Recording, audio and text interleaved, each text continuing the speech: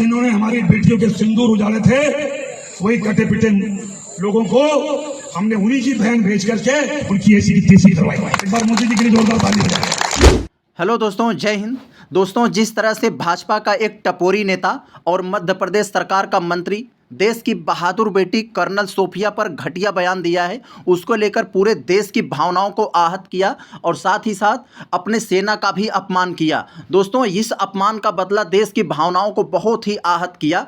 सिर्फ एक धर्म के नाम पर जिस तरीके से उन्होंने बोला, मैं धन्यवाद दूंगा शीर्ष नेतृत्व का भाजपा के, जिन्होंने इस टपोरी की क्लास लगाई और इन्होंने फिर आके माफ़ी मांगी। इसके माफ़ीनामे के बाद दोस्तों इस समय फिर जोर शोर से ये मुद्दा उठा है कि आखिर भाजपा नेताओं की राजनीति सिर्फ मुसलमानों के आसपास ही क्यों घूमती है। कोई भी भाजपा का छिटपुटिया नेता होता है जिसको कुछ नहीं आता, वो भी आके मुसलमानों के बारे में अनाप शनाप बोल के चला जाता है अपनी जो है चेहरा चमकाने के लिए। तो आज ग्रोक ऐसा ऐसा तर्क आपके सामने रखेगा, आप भी हैरान हो जाएंगे कि यार ऐसा होता है। तो देखें, हम लोग ग्रोक एआई ने हमारे इस सवाल का एक छोटा सा इंट्रोडक्शन दिया, इसके बाद एक एक बात आपके सामने उधेड़ कर रखेगा, आप भी कंफ्यूज हैरान हो जाएंगे। देखते हैं क्या है। सवाल यह है कि भारतीय राजनीति के लिए एक जटिल और संवेदनशील पहलू को छूता है। धारणा यह है कि भारतीय जनता पार्टी यानी भाजपा की राजनीति सिर्फ मुसलमानों के आसपास घूमती है। आंशिक रूप से कुछ लोगों के बीच प्रचलित है, लेकिन इसे समझने के लिए व्यापक संदर्भ, ऐतिहासिक पृष्ठभूमि और राजनीतिक रणनीतियों का विश्लेषण जरूरी है। मैं इस मुद्दे को निष्पक्ष और तथ्यात्मक ढंग से समझने की कोशिश करूंगा। तो चलिए हम लोग एक एक पॉइंट को देखते हैं। आपके सामने दूध का दूध पानी का पानी होगा।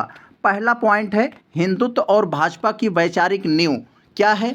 भाजपा की विचारधारा हिंदुत्व पर आधारित है, जिसे राष्ट्रीय स्वयंसेवक यानी आरएसएस और विश्व हिंदू परिषद जैसे संगठनों ने बढ़ावा दिया। हिंदू का मूल विचार सांस्कृतिक राष्ट्रवाद है, जो भारत को हिंदू सभ्यता के केंद्र के रूप में देखता है।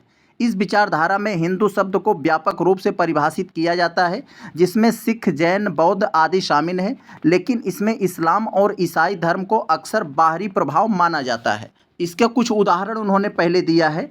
राम मंदिर आंदोलन, यह भाजपा की राजनीति का एक प्रमुख मुद्दा रहा है, जिसे हिंदू अस्मिता से जोड़ा गया।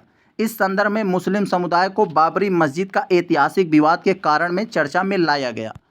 गौ रक्षा और लव जिहाद जैसे मुद्दे, ये हिंदू सांस्कृतिक पहचान को मजबूत करने के लिए उठाए जाते हैं, लेकिन इनका एक परिणाम यह होता है कि मुस्लिम समुदाय के कुछ वर्गों को निशाना बनाता हुआ प्रतीत होता है। ये तो हुआ दोस्तों छोटी बात। अब यहाँ से देखिए इन्होंने क्या दिया है। वोट बैंक की राजनीति, वोट की राजनीति और पोलराइजेशन यानी ध्रुवीकरण। भारतीय राजनीति में ध्रुवीकरण यानी पोलराइजेशन एक प्रभावी रणनीति है। भाजपा कई बार हिंदू मुस्लिम ध्रुवीकरण का उपयोग करके हिंदू बहुसंख्यक मतदाताओं को एकजुट करने की कोशिश करती है। यह रणनीति निम्नलिखित तरीकों पर काम करती है। चले देखते हैं कैसे काम करती है। चुनावी मुद्दे क्या है इसमें? कुछ चुनावों में भाजपा ने उन मुद्दों को उठाया जो हिंदू मुस्लिम तनाव को बढ़ाते हैं, जैसे नागरिकता संशोधन अधिनियम यानी सीएए, 3 तलाक कानून या अनुच्छेद 370 का निरस्त्रीकरण। इन मुद्दों को हिंदू मतदाताओं के बीच राष्ट्रवादी छवि को मजबूत करने के लिए इस्तेमाल किया जाता है। मुस्लिम तुष्टीकरण का नैरेटिव कैसे चलाते हैं? भाजपा अक्सर दावा करती है कि विपक्षी दल जैसे कांग्रेस मुस्लिम तुष्टीकरण की नीति को अपनाते हैं।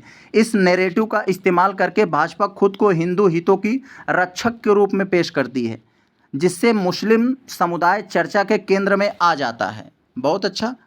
तीसरा पॉइंट यहाँ पर जो आपके सामने रखा है, मुस्लिम समुदाय का सामाजिक राजनीतिक संदर्भ। मुस्लिम समुदाय भारत में सबसे बड़ा अल्पसंख्यक समुदाय है, लगभग 14 से 15% आबादी, और राज्यों में उनकी जनसंख्या वोटों को प्रभावित कर सकती है। इस कारण मुस्लिम समुदाय स्वाभाविक रूप से राजनीतिक चर्चाओं में महत्वपूर्ण हो जाता है। भाजपा की कुछ नीतियाँ जैसे यूसीसी यानी समान नागरिक संहिता या जनसंख्या नियंत्रण मुस्लिम समुदाय के लिए संवेदनशील मानी जाती है, जिससे यह धारणा बनती है कि उनकी राजनीति मुसलमानों के इर्द गिर्द घूमती है। यस। चौथे पॉइंट में आपको दिया है मीडिया और विपक्ष की भूमिका क्या होती है इसमें। मीडिया और विपक्षी दलों की भूमिका इस धारणा को बढ़ाने में महत्वपूर्ण है। कैसे है? मीडिया कवरेज में क्या इसमें दिया? विवादास्पद बयान या नीतियां जो मुस्लिम समुदाय को प्रभावित करती हैं, मीडिया में व्यापक कवरेज पाती है। यह आभास होता है कि भाजपा की पूरी राजनीति इसी मुद्दे पर केंद्रित है। विपक्ष का नैरेटिव कैसा होता है? विपक्ष अक्सर भाजपा पर मुस्लिम विरोधी होने का आरोप लगाता है, जिससे यह मुद्दा अधिक सुर्खियों में रहता है। यह दोनों पक्षों के लिए ध्रुवीकरण को बढ़ाता है। अब हम लोग यहाँ पांचवा देखते हैं, आलोचनात्मक दृष्टिकोण क्या है। यहाँ पर भाजपा के लिए जोखिम, कैसा जोखिम है? मुस्लिम केंद्रित बयानबाजी अल्पसंख्यक समुदायों को और अधिक अलग थलग कर सकती है, जिससे सामाजिक एकता पर असर पड़ सकता है। यस, विपक्ष की रणनीति कैसी है? विपक्ष भी इस ध्रुवीकरण का लाभ उठाने की कोशिश करता है, जिससे चक्र चलता रहता है।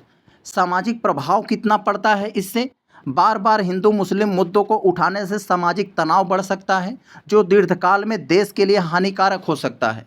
यस, अब हम लोग दोस्तों ऊपर जितनी बातें देखा है उसका हम लोग कंक्लूजन यानी निष्कर्ष देखते हैं। क्या है यहाँ पर, जरा ध्यान दीजिएगा। ऊपर जितनी बातें हैं उसका मिक्सिंग है एक तरह का। भाजपा की राजनीति पूरी तरह से मुसलमानों के आसपास नहीं घूमती, लेकिन उनकी वैचारिक नींव, चुनावी रणनीतियाँ और कुछ नीतियाँ इस धारणा को बल देती हैं। यह धारणा मीडिया कवरेज, विपक्ष की प्रतिक्रियाओं और सामाजिक राजनीतिक संदर्भों से और मजबूत होती हैं। वास्तव में भाजपा की राजनीति विकास, राष्ट्रवाद और हिंदू सांस्कृतिक अस्मिता जैसे कई आयामों को समेटे हुए है, लेकिन मुस्लिम समुदाय से जुड़े अक्सर सबसे अधिक चर्चा में रहते हैं। इस जटिलता को समझने के लिए सभी पक्षों का दृष्टिकोण को संतुलित रूप से देखना होगा। तो देखा दोस्तों आप लोगों ने, जो आज इस समय मुद्दा कर्नल सोफिया को लेकर इस समय चल रहा है, उसको लेकर एक जो बहुत ही बड़ा जनता में सवाल है कि आखिर इन जो छोटे मोटे नेता होते हैं, कुछ बड़े नेता भी होते हैं, उनके हर एक बयानबाजी, उनकी लगभग सभी राजनीति मुसलमानों के इर्द गिर्द क्यों घूमती है। तो इसका ग्रोक एआई से जब सवाल पूछा गया तो उसने कितना सटीक और शार्ट एनालिसिस आपके सामने रखा। तो चलते हम लोग मिलते हैं नेक्स्ट मुद्दे के साथ, तब तक के लिए नमस्कार।